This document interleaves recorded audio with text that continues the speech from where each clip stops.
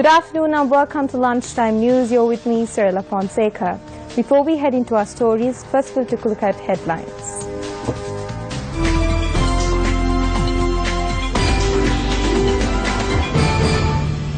Second reading of budget to get underway in Parliament. Farmers in Thanamal Villa protest over drought relief. Leonardo da Vinci artwork sells for record $450 million.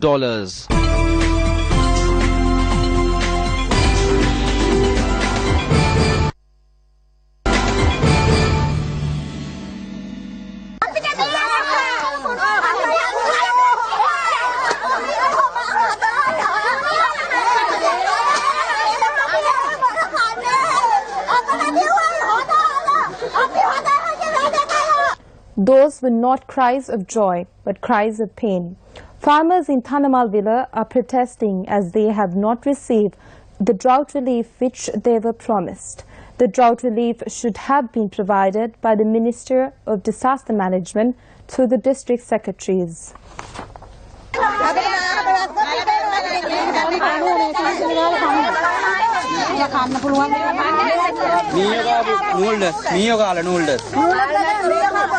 The protest was staged obstructing the Thanamal Villa Colombo main road from the 17th mile post. The protesters charged that the food items distributed instead of the drought relief are not up to standard.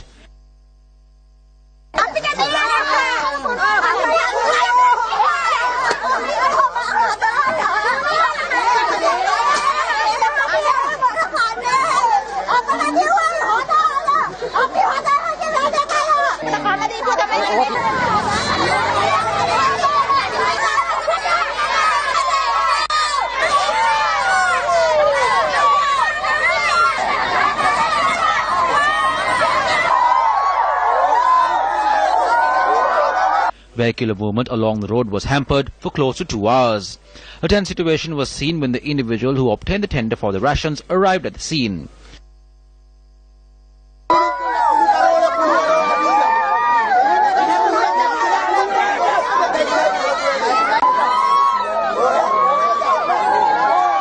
The protest was called off when the Thanamal Villa Divisional Secretary, who arrived at the scene, promised that rations up to proper standards will be provided to the public.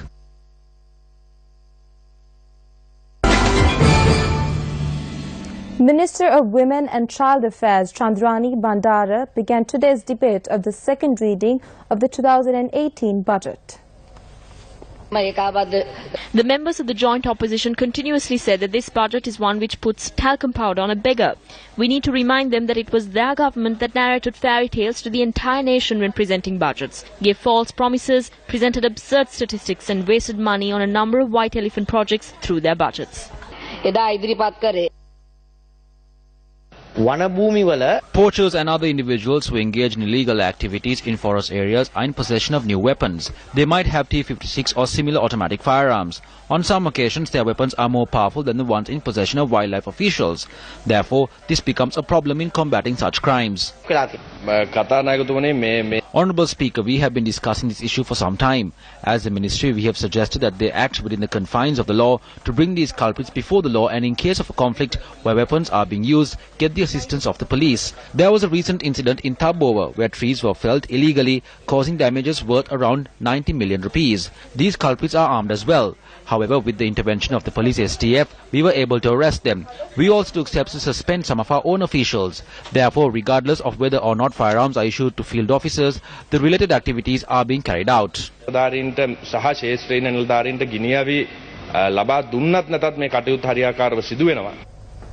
A discussion on the new constitution organized by the Young Journalists Association was held in Colombo yesterday. The governments that will be appointed after us won't have a lot of power. There needs to be a stable country, and for this we need a strong president. Power will be devolved in accordance with the 13th Amendment. There will be a Senate established as well. There are many who have described the federal system as a scary monster. So shouldn't there be a strong president in such a situation? I believe that if all the parties can come to a common middle ground, we will be able to pass this constitution. When the government was established, one of the key promises in the 100-day program was the establishment of an independent audit commission. The bill in this regard was presented to Parliament Parliament on the 19th of January 2015. By the 19th of March, the audit bill was passed in Parliament. However, until now, nothing else has been done. In such a backdrop where they can't even enact the Audit Act, how can they bring in a new constitution? The possibility is very low. If the 13th Amendment is properly implemented, many of these problems could have been easily solved. The best opportunity came immediately after the end of the war. As the Minister of Rehabilitation, I was given 12,000 LTTE cadres to rehabilitate. Till today, there are no complaints against them through the Army, Police or CID. When High Commissioner Navi Pillai came to the country, she congratulated me on this. She said, "Your government does not know how to market this to the international arena." I went before the former president and Basil Rajapaksa countless times to tell them to fix the roads to farmlands before building highways. There are 50,000 war widows who don't have any means of living. If we had given them at least a small allowance, we would have gotten all those votes.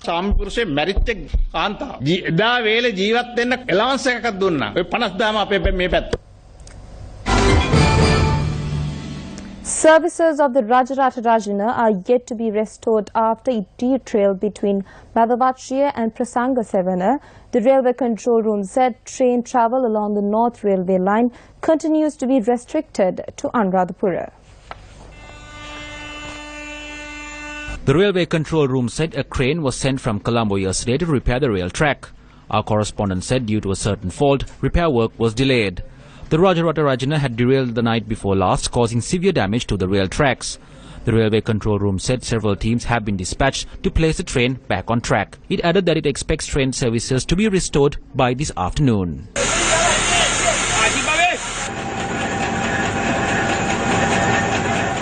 3 estate houses were destroyed in a fire which broke out at a row of line houses in Valley Oya, Hatton. Police said the fire was doused with the assistance of the Hatton Fire Department. The cause of the fire is yet to be ascertained. One person died and 3 others were injured in a motor accident which took place at the First Mile Post area in Main area this morning. Police said the accident was the result of a head-on collision between a 3-wheeler and a lorry. The injured were receiving treatment at the Main area hospital. Police added that the driver of the lorry has been arrested. Another motor accident took place on the Colombo-Kandy main road when a car veered off the road and fell into a river in the Vidyavatte area in Yakula. A correspondent said the car was travelling from Colombo to Kurunegala. Police said the driver had fallen asleep on the wheel. In Hittatawatha Kamarupiti, a lorry transporting timber toppled onto a house. The lorry was travelling from Ransagoda to Ratnapura when the accident occurred. According to our correspondent, the incident occurred when the lorry was under inspection by the Yandara police. No injuries were reported. A 48-year woman has died in a clash that occurred during a wedding reception in Madhapolayaya, Polpithagama yesterday. Police said the clash broke out last evening when an argument had escalated, which also left 4 others injured. The deceased victim was a 48-year-old resident of Puthuvila, Polpithagama. Police said the individual who instigated the argument was also among the injured and is currently receiving treatment at the Polpithagama hospital under police protection. 2 others have been transferred to the Kurunegala Teaching Hospital for further treatment.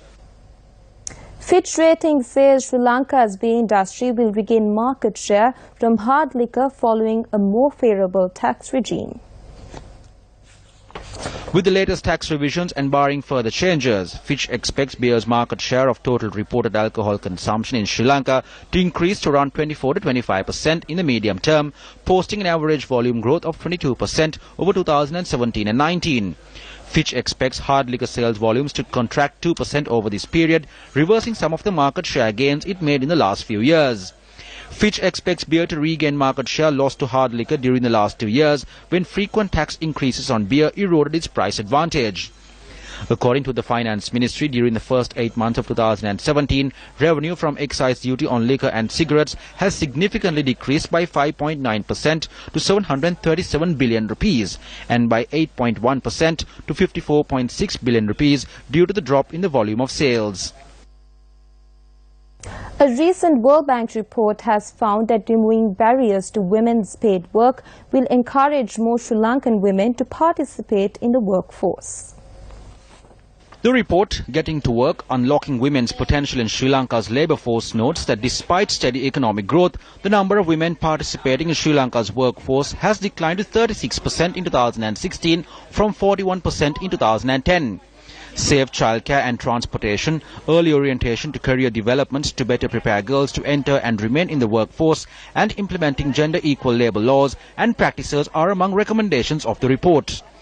Getting to Work points out 3 factors that impede women's participation in the paid workforce. First, marriage, child-rearing and related household chores that fall disproportionately on women deter their participation in labour markets. Second, women are not entering educational fields or acquiring the skills that are sought by employers, particularly in the private sector. Third, gender discrimination in job search, hiring and promotion keeps women from obtaining high-skill and management jobs where men continue to dominate. The inauguration ceremony of the annual Research Symposium 2017 was held at the Colombo University today. The event was attended by Chief Justice Priyasad Deb and Vice-Chancellor of the Colombo University, Senior Professor Lakshman Desanayake. Now, we are not just doing research and publishing papers in well-reputed peer-reviewed journals, but also we have already started doing innovative research and orient towards development activities taking place in this country. We need to take the research that we do here within this physical boundaries of the university out and connect with outside world, connect with local communities around us and improve their socio-economic standings. But also, we need to connect or link up with the industry. In 1970s, I think the United Nations declared a particular decade as a decade of development. Then there was another idea, but they said that material development is not sufficient. It has to be sustainable development. Then again, that was extended, saying that sustainable development should protect the environment. And also it has to relate to human rights. And also now they say that it has to be related to global climatic issues also involved. So development has to be taken as a whole, not material development. This is a wrap of Lunchtime News. Do join us again at 1:55 with more news.